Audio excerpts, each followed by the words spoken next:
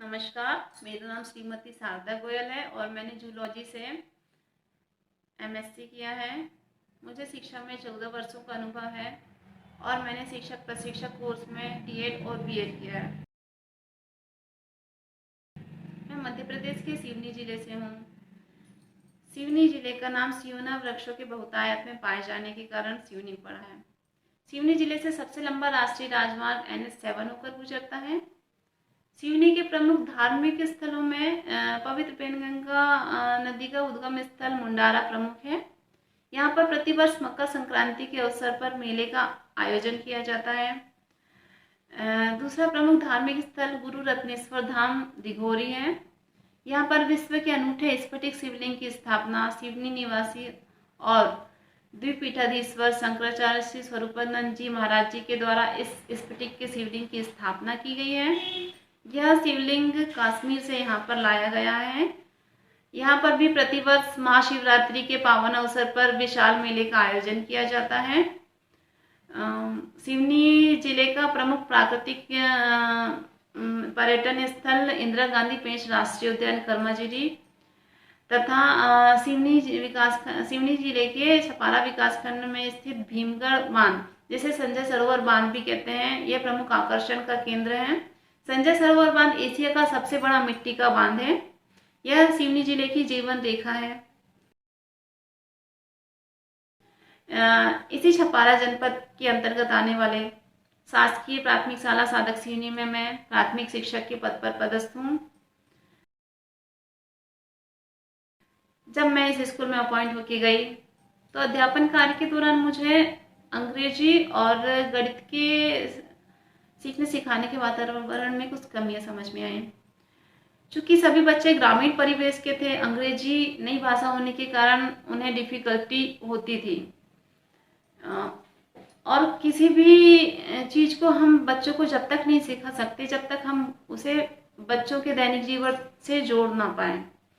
मैंने बच्चों को अंग्रेजी और गणित सिखाने के लिए TLM क्रय किए ताकि मैं बच्चों को इजीली गणित और अंग्रेजी का अभ्यास करा सकूं, उनको सीखने में समझने में उनकी हेल्प कर सकूं। परंतु TLM काफ़ी एक्सपेंसिव होने के कारण बहुत ज़्यादा TLM भी हम क्रय नहीं कर पा रहे थे। उसी बीच मैंने श्री अरबिंदो सोसाइटी के ZIIEI कार्यक्रम का प्रशिक्षण प्राप्त किया तो मुझे पता चला कि बिना किसी खर्च के भी हम नवाचार के माध्यम से बच्चों को सीखने सिखाने के वातावरण में सुधार ला सकते हैं। इनोवेटिव पाठशाला पाठ्यक्रम के प्रशिक्षण से मुझे अपने विषय को विभिन्न गतिविधियों के आधार पर समझने में बहुत अधिक सहायता मिली है। मैंने सीखा है कि अनुभवात्मक शिक्षण के लिए बच्चों को गतिविधि में शामिल होना बहुत ही जरूरी है। प्रशिक्षण से मुझे बहुत ही फायदा मिला है। मेरे दिमाग में जो भी गतिविधियां चल रही थी मैं उसे ठीक प्रकार से बच्चों पर क्रियान्वित करने में सफल हुई। इस प्रशिक्षण के दौरान मैंने ऑनलाइन क्लास के लिए भी बहुत से तरीके सीखे। इस पे मुझे इनोवेटिव पाठशाला में कोर्स से संबंधित जो कंटेंट हैं उनसे बहुत ज़्यादा हेल्प मिली है। ऑनलाइन क्लास में गतिविधियों को कराने से बच्चों में इंटरेस्ट बढ़ा है ऑनलाइन क्लास के प्रति, जिससे ऑनलाइन क्लास में बच्चों की संख्या बढ़ी तो हमारे बच्चों में ठहराव नहीं आया, बाकी हमारे बच्चों में पढ़ाई के प्रति उत्साह बढ़ा है। ऑनलाइन क्लास के बाद जैसे ही ऑफलाइन क्लासेस स्टार्ट हुए हमने मोहल्ला क्लास लेना स्टार्ट किया। हमने मोहल्ला क्लास में भी इनोवेटिव पाठशाला की गतिविधियों को कराया। बच्चे गतिविधियों के माध्यम से जल्दी सीखने लगे, बच्चों में इंटरेस्ट बढ़ने लगा। धीरे धीरे करके हमारे मोहल्ला क्लास में भी बच्चों की संख्या बढ़ने लगी। इवन आसपास के प्राइवेट स्कूल के बच्चे भी हमारी मोहल्ला क्लास में आकर हमारे बच्चों के साथ में पढ़ने लगे। उनके साथ पढ़ने से बच्चों में कंपटीशन की भावना बढ़ी। कंपटीशन बढ़ने से बच्चे बहुत जल्दी गेन करने लगे।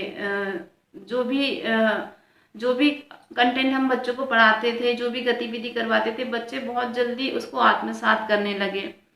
इससे बच्चे बच्चों के लिए अंग्रेजी भाषा सीखना सरल हो गया, बच्चे इंग्लिश सीखने लगे, गणित भी उन्हें अच्छी लगने लगी, बच्चों में गणित के प्रति इंटरेस्ट आ गया और कंपटीशन बढ़ने से उनका एक अलग ही लेवल आ गया, जिससे मुझे लगता है कि मेरे बच्चों में क्रिएटिविटी के साथ साथ पढ़ाई का स्तर भी बहुत ज़्यादा बढ़ा। इसलिए